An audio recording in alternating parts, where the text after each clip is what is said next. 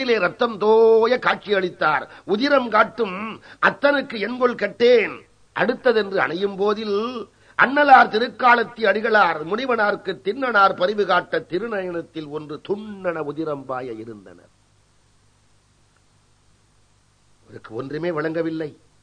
அண்ணலார் திருக்காலத்தி அடிகளார் தனக்கு பின்னே மறைந்திருக்கின்ற முனிவனார்க்கு திண்ணனார் பரிவு அன்பு எத்தகையது என்பதை காட்டுவதற்காக தன்னுடைய நயனங்கள் இரண்டிலே திருநயனத்தில் ஒன்று துண்ணன உதிரம்பாய இருந்தனர். அதை தூரத்திலே பார்க்கின்ற திண்ணனார் தூரத்தே அதை கண்ட வண்ண வஞ்சிலையார் கண்டு வல்விரைந்து ஓடி வந்தார். தான் வணங்கும் எல்லாம் வல்ல இறைவனுடைய திருக்கண்கள் ஒன்றிலே இருந்து ரத்தம் பெருகி வருவதைக் கண்டு வந்தவர் குருதி கண்டார், மயங்கினார்.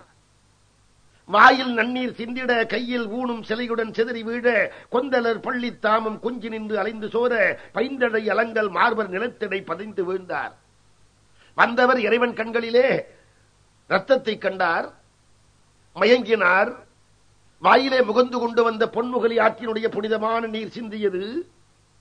கையிலே கொண்டு வந்த நிவேதனத்துக்குள்ள ஊனும் மற்றொரு கையிலே தாங்கியிருக்கின்ற சிலை ஆகிய வில்லும் கீழே சிதறி விழுந்தது. அர்ச்சிப்பதற்காக தலையிலே எடுத்துக் கொண்டு வந்த கொத்து கொத்தான மலர்களெல்லாம் கீழே விழுந்தன. அவர் அப்படியே மயக்கமுற்றார், பதைத்தார், வெறும் தரையில் விழுந்தார். விழுந்தவர் எழுந்து சென்று இறைவனுடைய கண்ணிலே பெருகி வரக்கூடிய ரத்தத்தை கையினாலே துடைத்தார். அப்பொழுதும் ரத்தம் நிற்பதாக தெரியவில்லை. என்ன செய்வதென்று தெரியவில்லை. மறுபடியும் எழுந்து எழுந்து பெருமூச்சு விட்டு வெறும் தரையிலே வெறும் நிலத்திலே கீழே விழுந்தார். எழுந்தார். யார் இது செய்தார்கள் என்றே தெரியவில்லையே. என் பெருமானுடைய திருக்கண்ணிலே இவ்வாறு ரத்தம் வெள்ளமாக பெருகிக் கொண்டு வருகிறதே, நான் என்ன செய்வேன் என்று எல்லா திசைகளையும் பார்த்தார். எடுத்தார் கையை வில்லை. யார் இதை செய்திருப்பார்களோ அவர்களை அடித்தே தீருவேன் என்று விழுந்தவர் எழுந்து சென்று துடைத்தனர் குருதி. ரத்தம் நிற்கவில்லை. வீழ்வது விழுந்திட காணார். செய்வது அறிந்து உயிர்த்து மீள அடிந்து போய் விழுந்தார். தேறினார். யார் இது செய்தார் என்ன எழுந்தார். திசைகள் எங்கும் பார்த்தார். எடுத்தார் வில்லும். இது யார் செய்திருப்பார்? என்னுடைய நாயகன் கண்களிலே இவ்வாறு ரத்தம் பெருகி வருகிறது, துடைக்க நிற்கவில்லை. இது யார் செய்திருப்பார்? விலங்கிலே ஏதேனும் ஒன்று இந்த மாதிரி வந்து செய்திருக்குமா? யாழி போன்ற விலங்கு ஏதேனும் ஒன்று இவ்வாறு வந்து செய்திருக்குமா? அல்லது வேறு யாரேனும் ஒருவர், வேடுவர் ஒருவர், அல்லது இந்த மலைப்பக்கம் வந்த ஒருவர், யாராவது ஒருவர் வந்து இவ்வாறு செய்திருப்பார்களா? எனக்கு ஒன்றுமே விளங்கவில்லையே, இது யார் செய்திருப்பார்கள் என்று. தன்னுடைய கையிலே வில்லை எடுத்துக்கொண்டு அம்புகள் எல்லாவற்றையும் பொருத்திக் கொண்டு வாளையும் தெரிந்து கொண்டு இம்மலையிடை எனக்கு மாறா மீளி வெம் மறவர் செய்தார் உலர்களோ, எனக்கு மாறாக வேறுபட்ட வேடுவன் யாராவது ஒருவன் இந்த காரியத்தை செய்திருக்கிறானா? அப்படி ஒருவன் செய்திருந்தால் அவனை நான் விடுவேனா? எனக்கு மாறா மீளி வெம் மறவர் செய்தார் உலர்களோ, விலங்கின் சாதி ஆளி முன்னாகி உள்ள விளைத்தவோ, அல்லது விலங்கிலே ஏதேனும் ஒன்று இவ்வாறு வந்து இறைவனுடைய திருக்கண்ணை தீண்டி இவ்வாறு செய்து விட்டதோ, என்ன செய்வேன் என்று நீலிரும் குன்றம் சாரல் நெடுதிடை தேடிச் சென்றார்.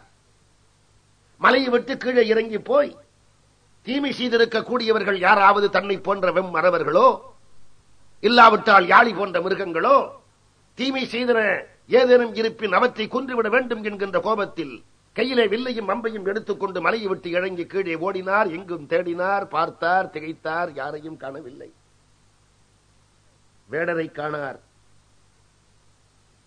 தீய விலங்குகள் மருங்கும் எங்கும் நாடியும் காணார். என்ன செய்வார்?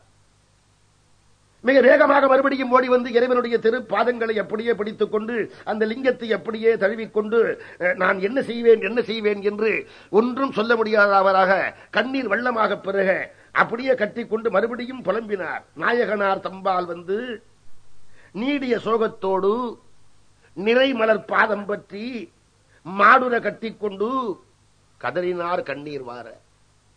அவருக்கு ஒன்றும் விளங்கவில்லை. இறைவா, உனக்கு ஏன் இந்த நிலை வந்தது? ஓ, நான் உன்னை கண்டுவிட்டதால் இந்த நிலை உனக்கு வந்து விட்டதா? பாவியேன் உன்னை பார்த்து விட்டதால் இந்த நிலை உனக்கு வந்து விட்டதா இறைவா? பாவியேன் கண்டவண்ணம் பரமனார்க்கு அடுத்ததென்னோ. இங்கே தென்னனார் உள்ளத்திலே தோன்றுகிற எண்ணத்தை எண்ணி பார்க்க வேண்டும். இறைவனை தரிசிக்கின்ற தகுதி தனக்கு இல்லையோ, தான் ஒரு பாவியோ, தான் இறைவனை தரிசித்ததால் அவனுடைய திருக்கண்ணிலே ரத்தம் வந்து விட்டதோ என்று கள்ளமில்லாத உள்ளம் எண்ணுகிறது. பாவி ஆதலினாலே தான் கண்டதால் இறைவனுக்கு இப்படி நிகழ்ந்து விட்டதோ. இந்த இடத்தில் வள்ளலார் கருத்து ஒன்றையும் நாம் நினைத்து பார்க்கலாம். வள்ளலார் இறைவனை தரிசிக்க வேண்டும் என்று சதா திருவுள்ளம் பற்றி இருப்பவர். ஆனால் இறைவனோ தன்னுடைய திருவடியை அவருக்கு காட்டவில்லை.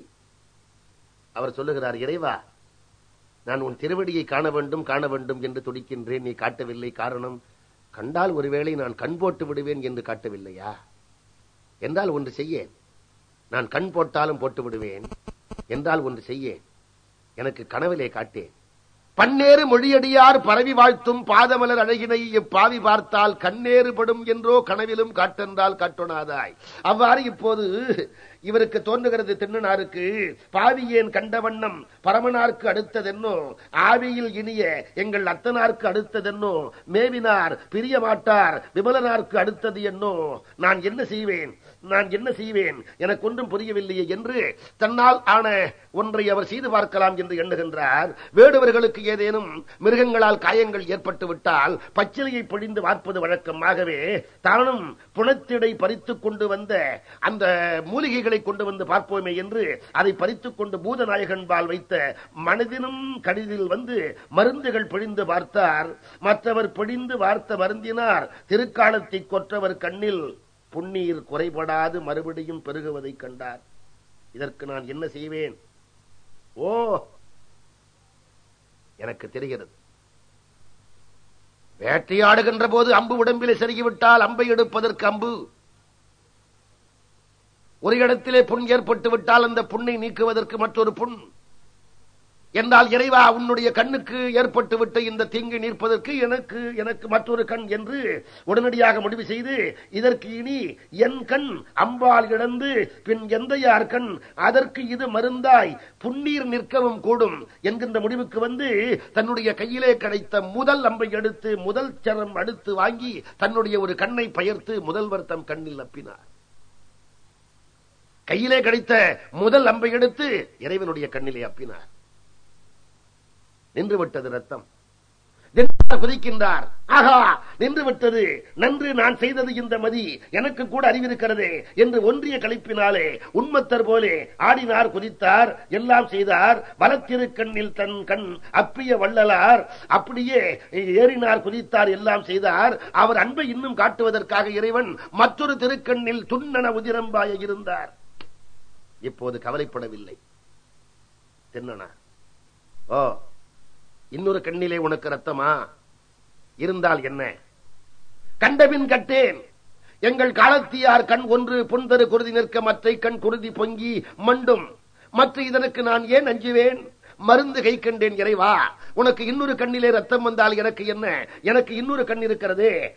அப்படி இருக்கிற பொழுது எனக்கு என்ன கவலை என்று மற்றொரு கண்ணையும் பெயர்ப்பதற்காக இப்போது அம்பை கூர்மையாக தேடி எடுக்கிறார். கண்ணுதல் கண்ணில் தங்கள் கண் இடந்து அப்புகின்ற போது அந்த இடம் தெரிய வேண்டுமே என்பதற்காக திருக்கண்ணில் இடது காலை ஊன்றிக்கொண்டு உள்நீரை விரிப்பினோடு ஒப்பற்ற கூர்மை உடைய ஒரு பகழியை கையில் எடுத்து தின்னனார் தன்னுடைய கண்ணிலே அப்படியே ஊன்றி மற்றொரு கண்ணை பறிக்க போனார்.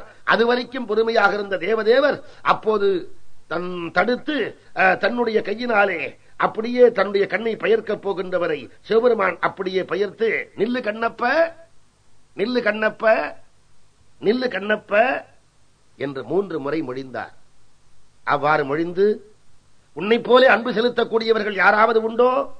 எப்பொழுதும் நீ என்னுடைய வலப்பாகத்திலேயே இருப்பாயாக. பேரு இனி இதன் மேல் உண்டோ? பிரான் திரு கண்ணில் வந்த ஊறு கண்டு அஞ்சி தங்கள் இழந்தப்ப உதவும் கையை ஏறு உயர்த்தவர் தம் கையால் பிடித்துக் கொண்டு என் வலத்தில் மாறிலாய் நிற்க என்று மண்ணு பேர் அருள் புரிந்தார். நாம் இறைவனுடைய கையை, இறைவனுடைய காலை, இறைவனுடைய திருத்தோற்றத்தை கண்டு கண்டு மகிழ்வோம். இறைவனுடைய திரு கால்களை பிடிப்போம். ஆனால் கண்ணப்பன் கையை இறைவன் தன்னுடைய கையால் பிடித்தான். நம்முடைய கையை இறைவன் பிடிப்பதில்லை. ஆனால் கண்ணப்பனுடைய கையை பிடித்தான். காரணம், மனிதனுக்கு கண் கொடுக்கிறவர் கடவுள், கடவுளுக்கு கண் கொடுத்த மனிதன் கண்ணப்பன். ஆகவே அவன் கையை திருக்காலத்தி அப்பர் பிடித்தார்.